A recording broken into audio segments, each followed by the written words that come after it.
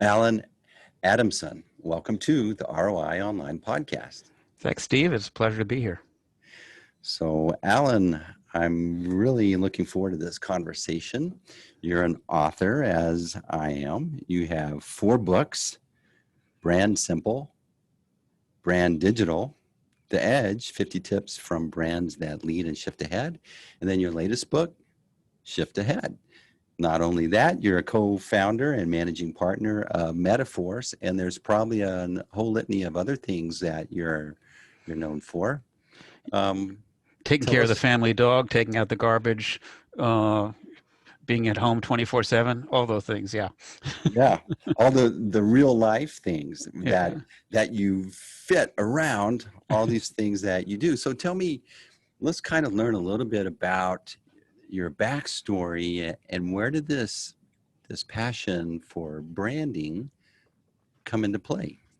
Yeah. No one ever grows up and says, I want to go into branding. If you do, they'll try to medicate you early on. But, I was going to be a filmmaker and realized that I thought I was pretty good, but you have to be great and you have to be lucky. And so when I decided that I wasn't going to get hired in Hollywood to make films, I went back to school and studied stuff I didn't know anything about, business school. And coming out, I went into advertising, where I could make small films, 30-second films, 60-second films. I wasn't on the creative side, but it was a nice mix between creativity, storytelling, and how do you tell that story? And I learned a lot in those early couple of years before I went over to what they call the dark side. I became a client and, hired ad agencies. But it was a great entree into business, because what I liked about the advertising business was most of the problems, which I still like today, are non-linear problems. You can't just add up 4 numbers and say 2 plus 2 plus 2 is 6. There's the answer. Typically, you're looking at a problem that doesn't have any obvious or easy solution, or if it does, you're not sure which way to go because you can add up the numbers to find the right answer. Mm-hmm. That's a challenge in that the people that you serve and that you work with, if you haven't established your authority and expertise in branding, which seems like this nebulous, this cloudy thing that anyone can kind of contribute to, that authority really comes into play, but they need to kind of see it and feel it too. And I'm sure a lot of them push back with being that the leaders or drivers that they push back on things because they don't understand. How do you manage that? Well, to some extent, everyone sort of knows branding. If you grow up in this world, in this country, since an early childhood, you've been bombarded with ads, and Steve Jobs didn't read a lot of books of how to build a brand. He sort of knew it. And so that's sort of the headline, is that the theory is pretty easy. It's the execution that's hard. And, one of the ways I like to start off is to just level set and say, just remember there's a slight difference between brand and branding. A brand is what your story is, but you want people to think when they pass your store and say, what's Bob's store about? And getting that story right. Bob's store is a fun place to get stuff, or Bob's store has everything. And branding is how you get that idea in people's head. It could be advertising. It could be your logo. It could be your social media. There are lots of ways to get your story in people's head, but you have to sort of separate making sure your story is a good one, and then figuring out, once you got a good story, you got the best dry cleaner on the block, then you got to figure out, how do I tell people about that? How do I get to which people might be interested, and how do I get in their head when they're really busy and don't pay attention? What was the biggest thing you learned when you were trying to get into movies or be an actor? What was the real epiphany that you encountered about learning about story, or where did you, what really resonated? It's a good, there are two stories that actually come to mind that were tied to that.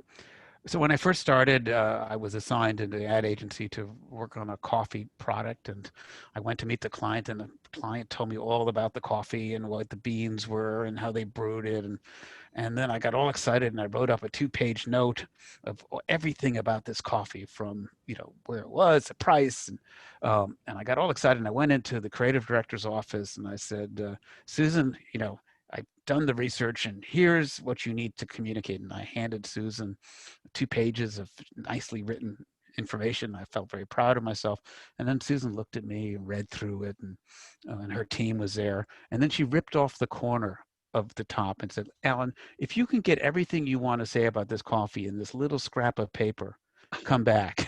If you want me to tell our customers everything on these 2 pages, forget about it. And so that sort of lesson resonated with me for years, that if you can't figure out how to start the story or what's most important, your business could have a lot of great attributes, but you're not going to get somebody back. You're not going to get somebody in front of you to listen to you for 3 minutes, 4 minutes, 5 minutes as you ramble everything off. And that's even true, as you know, in resumes. When people hand you a resume, look at everything I've done, and they've listed, everything from their, English class grades to their volunteer work, and it's all great, but it's just a summary of everything, and no one remembers a summary. So true. So that story sort of led to the importance for keeping it simple, or getting to the most important part. So when you think about the books that you've written, when it became time to land on a title and to think about the content that you're going to put on the outside of the book, then on the back side of the book, it's a very similar process that you just described. Right, because you've got to figure out, there's a lot of great content in this book, but to get somebody to get in the book, you got to get them engaged, and telling them everything in the book really fast, like the NyQuil commercial, nighttime stuffy nose, fever, just rattling it off, is not the best way. And it's really hard to do. And that's a lot of businesses struggle. They have great business ideas, but they have, one of the other things I do, which I love, is I work at NYU's business school as a volunteer with entrepreneurial students and coaching them. And anytime somebody has a new brand or new product idea, getting them to be able to tell you that story in 15 or 20 seconds and get you engaged is where lots of them struggle. In story, we meet a hero. We kind of learn a little bit about them. We kind of start to like them. Then we realize that we kind of get sucked in and we're relating with that hero. But the hero generally in the story realizes that the status quo of the family life or the peaceful thing that was going on suddenly has been disrupted. And all this change is thrown at them. And then we get to go through the experience of how they handled that. When you think about a brand or a company that's wanting to help someone, immediately the default thing is, oh, I can help you with this change management. You've got to move location. So we've got a great moving service. But deep down, the whole story, the whole reason we get sucked in and relate is because we're relating with the insecurities that the hero is dealing with. That's the real problem, not the obvious problem, but the real problem is they feel like a loser because last time they encountered it, they failed. And here they're running across this again. And oh my gosh, what if I fail again? Being a great listener and a great observer is it's step one in our business, as you know, which is just because they're saying I have a problem, I need a new blank, or my business is bad. Of course, telling them that's no problem, it's easy, I've got the solution, doesn't build a lot of confidence because they've been struggling with it, and if it can't be that easy. But being a good listener and observer and being able to look at it from a different perspective is usually where you can build that initial stop trying to sell something instantly to your client and just be a better listener and observer of what is. So tell me about one of your most embarrassing, branding fails that you just like, you really learned the big lesson on? Well, there's so many, it's hard to pick out one. One is that how fast things change, and that even if you were right 3 months ago, if the world has changed, it doesn't matter. um, I'm not sure this is a great example. I was working with a large, this was many years ago, and working with a large telecommunications company, and they had an idea they were going to launch lots of satellites so that no matter where you were, this seems incredibly obvious now, but back then when you were on a cell phone, you could only call locally. You couldn't pick up your cell phone and call somebody in Paris or in Tokyo. And so they were going to offer global calling by launching a bunch of satellites. And we had the brand figured out, and they were building satellites and launching them. But by the time they launched the final satellite, the phone companies had figured out how to transfer calls, and so all of a sudden people say, why would I carry a big phone with an antenna to get to a satellite? So, part of it is realizing that, and especially in what we're going through today, doing what you did yesterday may be right, but don't assume it's right, because the one thing that's made our jobs in marketing harder is that the speed of change. What's cool today is history tomorrow, and in many categories, everything's changing so fast that just because it was successful for you last year, which is a big challenge, as you know, in business, people get comfortable in doing what they've done. They get into routines. We're all creatures of habit. We all like the familiar. We go into our office, we have this routine, we open up email, we do, and you get into a bubble. And many of us, there was this old TV show called Frasier, and Frasier's dad had this old chair that he would keep in the apartment. And most of us need to realize that we're like Frasier's dad. We're just comfortable with the familiar, and to be good in marketing, you have to sort of get out of your rabbit hole and look around a little bit.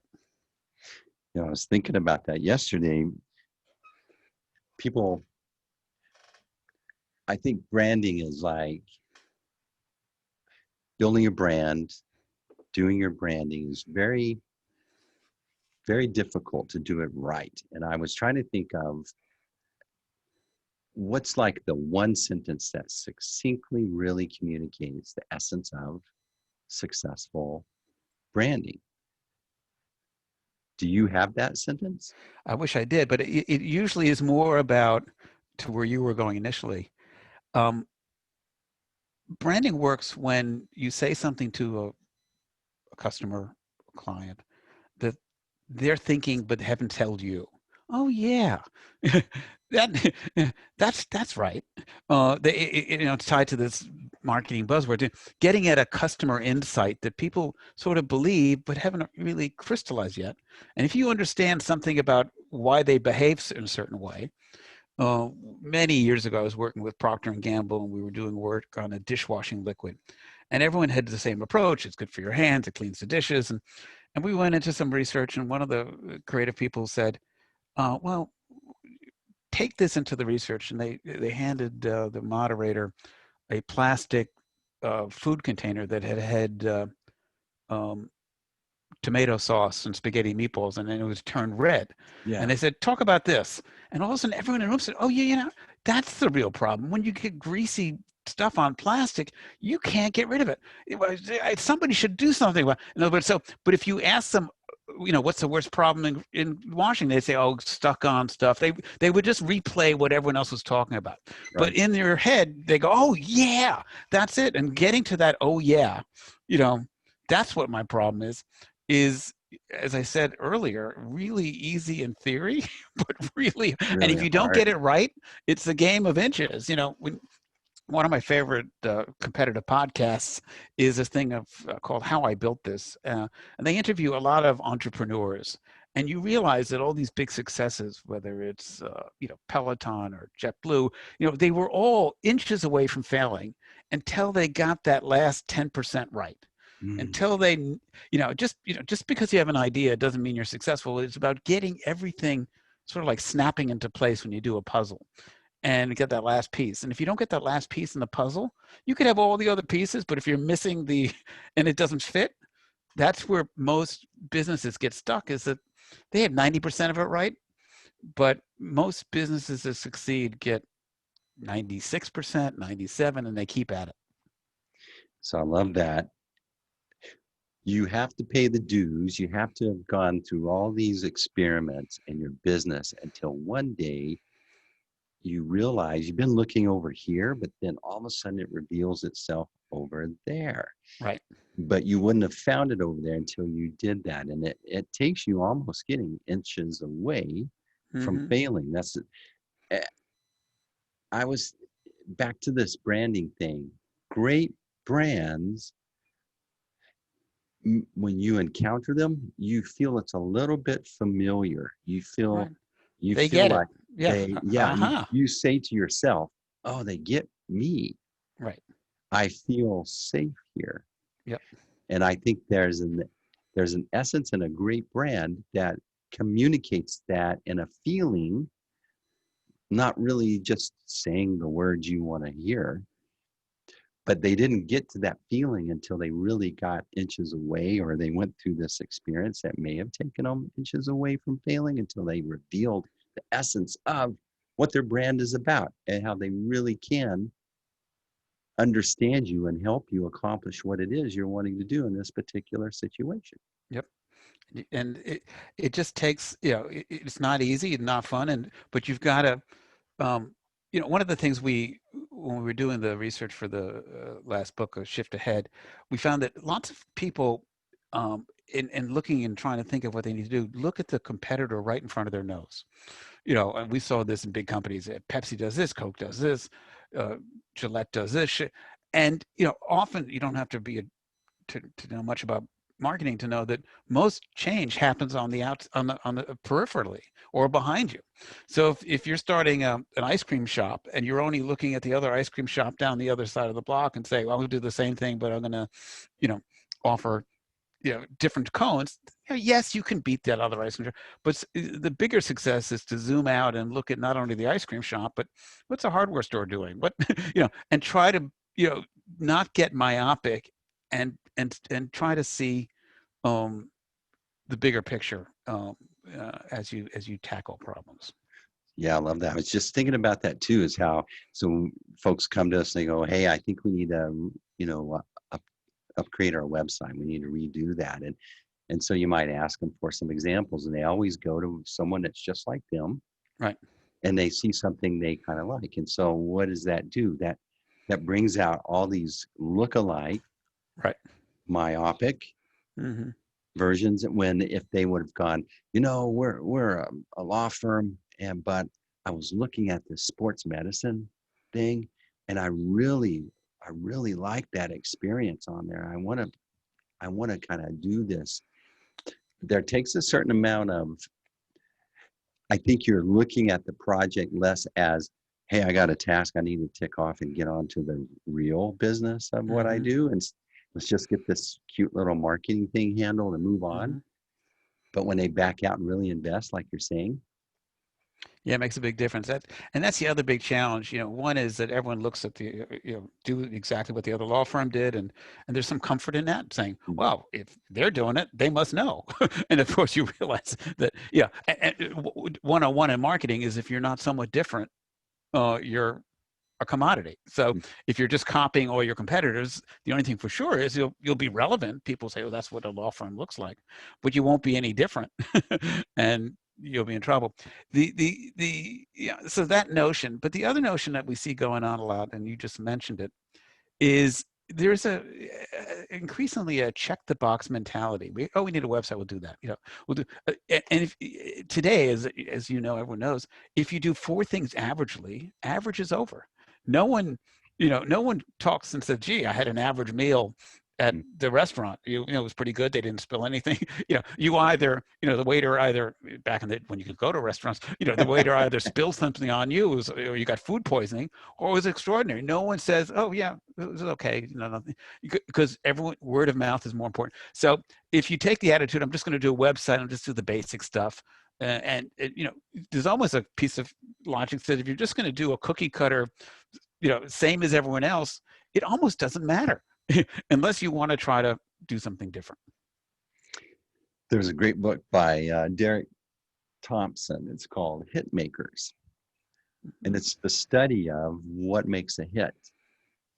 And there needs to be a little familiarity Mm-hmm. and then a surprise. Mm-hmm. So if you think about, I always hear these remixes of songs. And so you're not paying attention. You're just kind of just doing whatever you're doing. And then the song comes on and you're going, is that old song? And then you lean in and listen to it for a bit. No, that's a remix. And then they come in with something different. Your brain really loves that. Right. There's this familiar stuff. Okay, I'm safe. I'm familiar. Then all of a sudden, our brains want the same, but they want different and as well. And to get that nice mix is what makes a hit. Yeah, again, that's one of those great marketing things. It's true. You have to both balance, you know, something comfortable and something different. And that theory is easy, but figuring out what are those two things like and getting people somewhat saying, oh, they're doing the right things. They seem like a real good company, but this is a little different. And finding that balance, again, you, as you were saying earlier, you have to try it a couple ways. Because often the first time you do it, you'll either be too familiar and it'll just seem same old, or too different, and people go, "Oh, you know, I can't deal with that." You know, these guys are crazy. Mm-hmm. So even a simple, you know, equation like that, a little scale, is really hard. And what we find, and I'm sure you find the same, is that you can't do it theoretically. You have to try it or prototype it or experiment and show a few people and say, what do you think of this? If it's as easy as tastes great and less filling, you know, but that was hard to do, you know, but if it's as easy as 50-50, you know, everyone would be a marketing genius. So one of the hardest things I found is to really be good with your own stuff, like you are with your clients. There's a different thing because we're too close to the subject. Right. Talk to us about your experience with your branding. I think that's, you know, true of lots of marketing services. Many of the firms, you know, two things. One is when you're trying to market a professional service, it's really hard because you can't take the car around the block and drive it and see how it accelerates. You're selling advice and a solution that you can't show them until you start working to some extent. And so it's in general hard. And so people then gravitate to, oh, we've got the best people, we've got a great process. And you look around the marketing world and everyone tells the same story. It's really hard to differentiate, and combined with the fact that most people in these firms are more focusing on their clients and don't really pay attention to their own marketing. And then they wonder why the phone doesn't ring. So it's a tough business to differentiate in. And it's also tough to stay focused on it because, as you just said, often if you're so close to it, you can't see what your strengths and weaknesses are. And part of what I think a good marketing person, as you mentioned, does is listen and look and help you see maybe how other people see you. And if you're running any business, you've been at your desk at your computer so long, you've been so close to it, you may not know what your customers are thinking, and you know, just because you've been busy building something. And so it's a really tough challenge. So I'm thinking about your books and the folks that listen to this podcast, they're business owners, entrepreneurs, they're marketing directors, they're story brand guys. And so they have generally 20 or less employees, and they're having to wear multiple hats, if not all the hats, in running a business. And one day it becomes very clear, we're going to have to get serious about this marketing, branding process. We now have an expectation that we need to show up and compete with the big boys and have our act together. Of your books, which book would be the best one for that audience? I think actually my first one, which is called Brand Simple, which is important of no matter how good your idea, if you can't get it simple, you can't get it out. If you think about, I don't want to go back to advertising all the time, but sometimes great ads often don't tell you the whole story. One of my favorite campaigns is the Geico campaign. Yeah. And, each of them is different. And the reason they can be so fresh and creative is because what they're trying to communicate is, 15 minutes and 15% savings. So if Mhm. the idea is that simple, then you can do a good job of engaging your customer.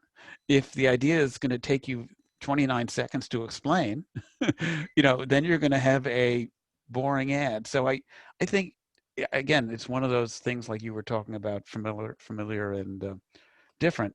Keeping it simple is really hard because when you're in the middle of the woods, you get complicated. But if you could try to get your core, what you guys offer as a company or as a service or as a product, really simple. That doesn't mean it's everything about your product or your company, but start really simple.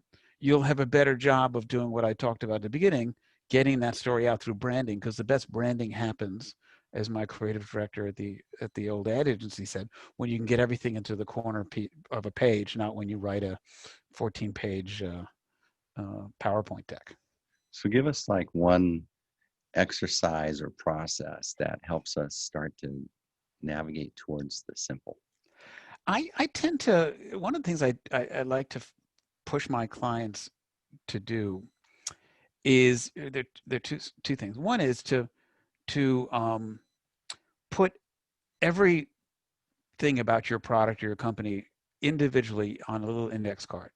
Don't put one idea per card. We've got the best tasting coffee. We're made with Colombian beans.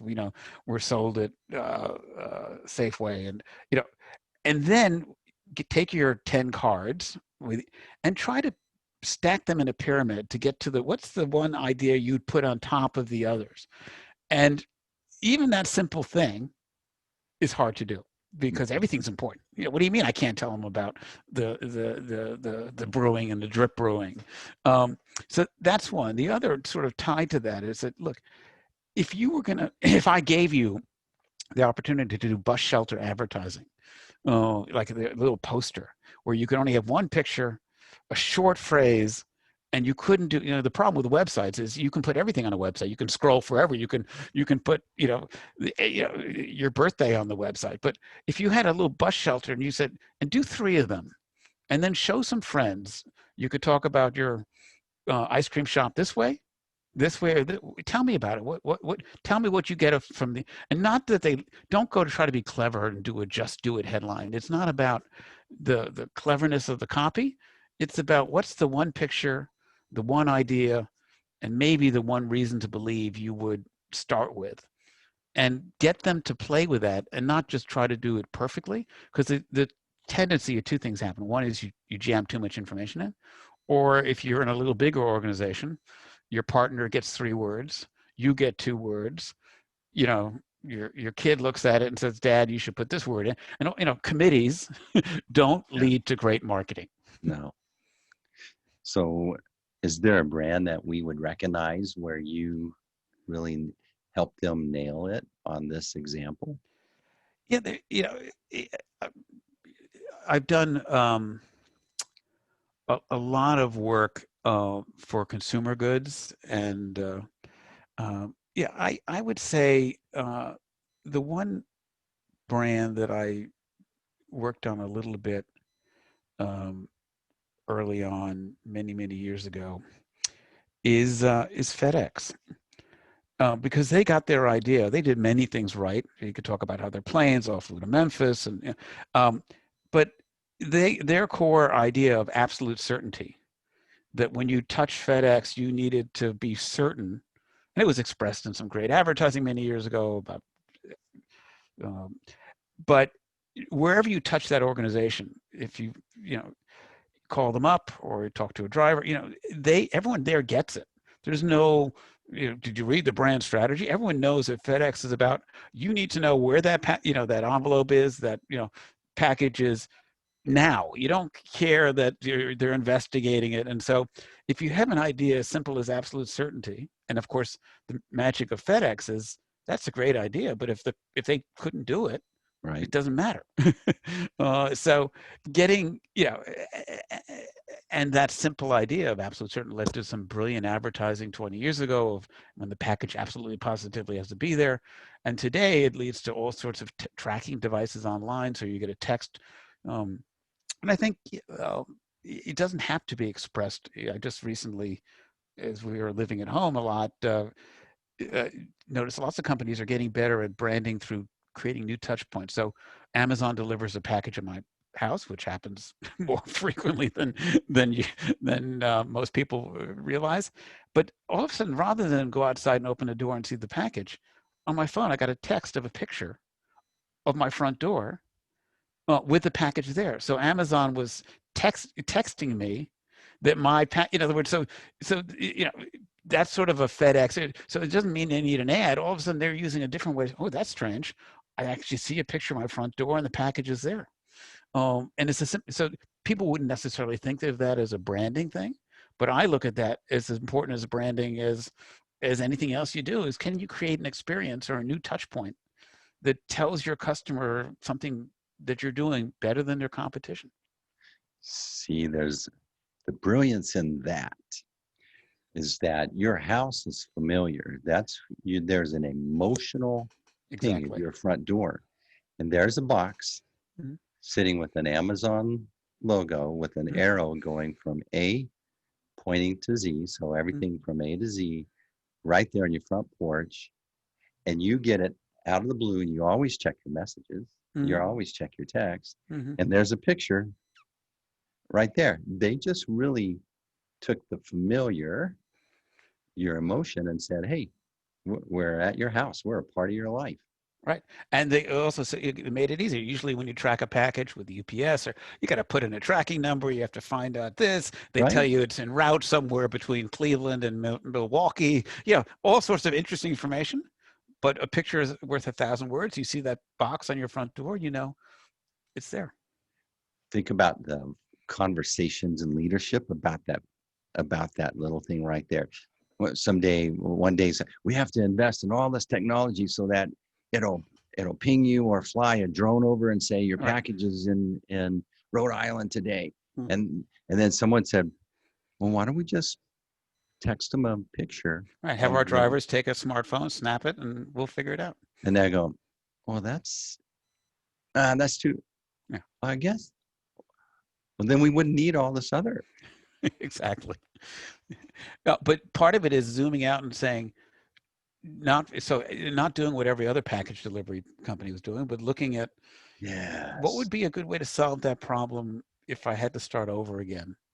The drivers are now carrying computers in their hands with better cameras than most television stations. Right. Let's do something with it. That's a great idea. And I'm just thinking other delivery services could be doing the same thing. It just feels good. Right. And often the simplest idea is the best. But again, these ideas always look obvious and easy in the rearview mirror. The trick is to try, and you have to try a lot of them that don't work, because if you're searching for the Amazon picture on the front door, it could be a long journey. You need to make that part of how you work every day, not like, oh, we're going to have a futures meeting on Thursday to talk about what we're going to do different next month. Because that meeting never happens. Right. The best business people, wake up a little bit. There was a former CEO of Intel who said the phrase, only the paranoid survive. And I think if you're in business and you're not worried about your lunch being eaten every day, you're probably going to have your lunch eaten. Let's talk about courage. Courage is like this thing that you do whether you're prepared or not. Okay, you do the right thing, even though maybe you didn't wake up this morning to be prepared to do it, but you just stepped into that. And being creative, I believe, takes a real certain amount of courage plus some confidence, because all these ideas that you come up with and present to your clients, they're ruthless. Mm-hmm. How do you balance being too sensitive and listening to their input, but then also like going, I feel really confident about why I'm presenting this, and here's why. Where does that come from, and how do you do it, Alan? Yeah, it's one of the everyday challenges because, as you said, uh, people are comfortable with the familiar. And so if you show them something, they'll say, well, look, this law firm's not doing that. And why would I, you know, advertise a law firm like a health center? Um, so, but your job as a marketing advisor is to get people to try to look at, to create difference, because the best brands have a really simple, they're different in a way that matters. And that's constantly changing. And the minute you do something and everyone else copies, all of a sudden, you were different, but you're not. Um, so my favorite way of doing it is not to say, "Oh, we did some research, and 62% of people said they preferred a law firm that felt more like a fitness center," um, uh, because oftentimes when people are nervous or they have their mind made up and they're very set in their ways, they get into the "don't confuse me with the facts" conversation. Who are these people? They're not people I know. 62. The research question was phrased badly. So often what I do is we try to, videotape real customers reacting to it, because 3 or 4 people saying, "Hey, I'd love to have a picture of the package delivered from a door. That's sort of cool," it's more persuasive than 36% of customers said they would be open to seeing a picture of their front door. uh, um, so I try to, go out and get, but ultimately, that's the difference between some clients are, in general, the more successful you are and the bigger you are, the more risk averse you are, because you're more about, I've built this business over 20 years. The last thing I'm going to do is that, Alan. And so, and those are the brands why big companies struggle to innovate, because they get so invested in protecting their nest egg and what's worked for them over 20 years, that the younger startup is going to eat their lunch, because Yeah. they can look at things with fresh eyes. So I'm curious, I think that companies or businesses, they don't really get their branding act together until they like really feel good about their services, their products, their employees, their customers. They're going along as they go, hey, we got a growing concern here. We're going to be around for a while. We made it out of the woods. And then they kind of look up and go, oh, we need to get our act together now. And it's later on in their life cycle of their business. Right. Is that, do you have you recognized that as well? When do you see businesses really? Yeah, when they're first starting, it's really hard to do anything, because you're juggling lots of things and you're just trying to survive. And um, oftentimes a good idea was enough to propel you from the first start. But typically what happens in our world, the sooner you have a good idea, the sooner you will get really good competitors, because Yeah. people will see it. So that's sort of when the pivot point happens, after you've been out for a bit, and you're no longer the only one on the block saying, buy one ice cream, get one free. That's when it comes time to, it typically, I think the best branding, another thing is starts inside out. You got to know you got to look inside the company. How do your people talk about it? And what can you do? Because if you promise something that your company can't do, that's the other thing. Companies and organizations try to do marketing that they're just not going to be good at. You're better off doing less and being really good at it than being too ambitious. We're going to do a TV commercial and having it be awful. I'm always counseling my clients, do a few things and do them really well, and do things that you're naturally good at. If you're best at door-to-door sales, don't change that game. Just get better at that. Don't try to pivot and do social media influencer marketing if you've never done it before, but you like looking at Instagram, so you figure you'll give it a try. Do you think, do you, what's the common theme in the successful brands that you see? Do you think they really communicate the essence of their culture and what they believe in their brand as well somehow? Yeah, I mean that's the it used to be you could just say I have a better tasting chocolate milk and here it is. But younger consumers are, yeah, I'll try your chocolate milk, but tell me a little bit about your company. Where how do you treat your cows? Yeah, where do you where do you get your, and I think that's important, because people um um want to do business with people they know, that they want to have a relationship with and they trust. And that often gets into making sure your communications is not about what you do something and how, but who are you and why are you in business? And so a lot of businesses are doing much better because they're starting with the why and the who we are, and we're nice. We do the right thing. We take care of our employees. People like working here, and that story is getting more important in this country, where people want to do business with people that you know are good people, not because they invented the best mousetrap in their basement necessarily. Think that should be the title of your next book. Yeah, How do you treat your cows? yeah, exactly. Yeah. As you see how many products on the market talking about that, yeah, it's how do you, and ultimately your employees become your best spokespeople because everyone's out there.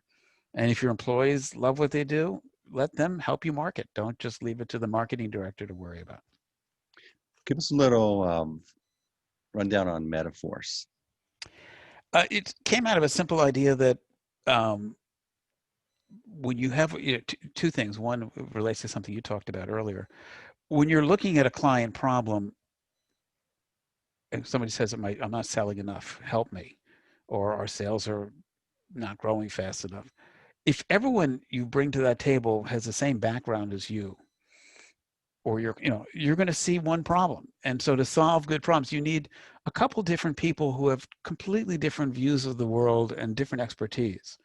And so Metaforce is sort of a team of special forces that look at a problem without, we don't try to sell web advertising or social media. It's not about what we have. It's about looking at the problem, as we say, without blinders on. And once we say the most important thing for you to do is unlock word of mouth, then we pivot and say, and we have got a great word of mouth team, not somebody, so it's not the same team. So it's sort of special forces of marketing.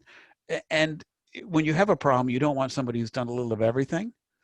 If your plumbing breaks, you don't want your gardener coming in and saying, well, I can fix that pipe. You want the plumber who's been fixing plumbing for 20 years before you move a pipe in your attic. So I think the same is true in marketing now. If you want to work in marketing, if you decide you need something, you want somebody who's done this before and not just, watched a YouTube video on how to do it. Yeah, we've all experienced that, haven't we? Or the answer you get, oh, we do that too. Yeah. Oh, we do that too. Yeah, you need some sampling on the corner. We have a team that goes out and give away the candy bars there. So Yeah. everyone wants to do everything. But the trick is to find a few people that do certain things well and figure out how to use them. So, Alan, what's one question that you don't get to answer? One question you wish people would ask you so that you could talk about it. Yeah, I think that uh, to be successful in marketing, I think you need to like it.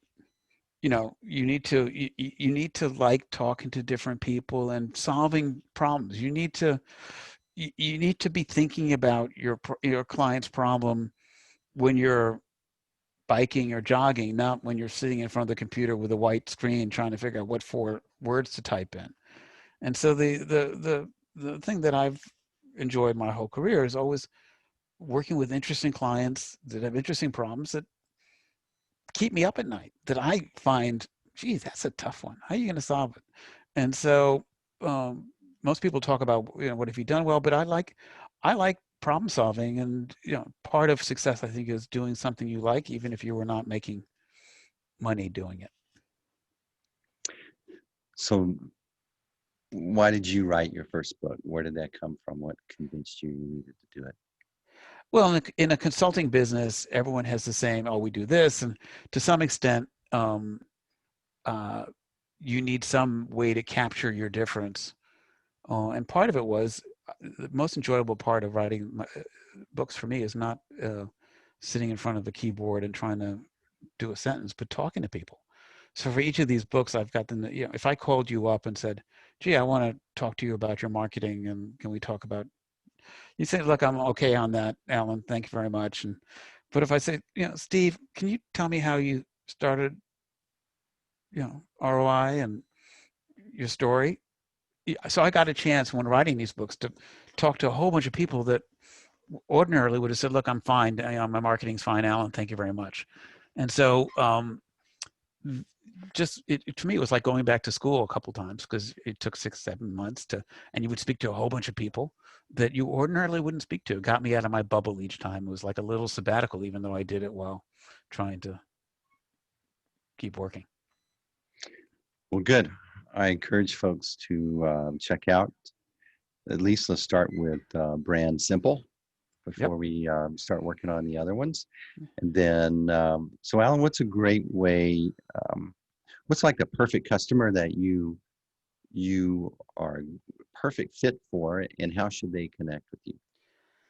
I think, it's individual, entrepreneurs are probably not right for us, because it's just not a good fit. But if you've got a medium-sized business, 15, 20 people, doing well, and you've got a product or a service that's working, and you're ready to start growing, those are good clients for us. And as well as you got a very successful business, and all of a sudden what you did last year is not working as well this year, those are also good clients.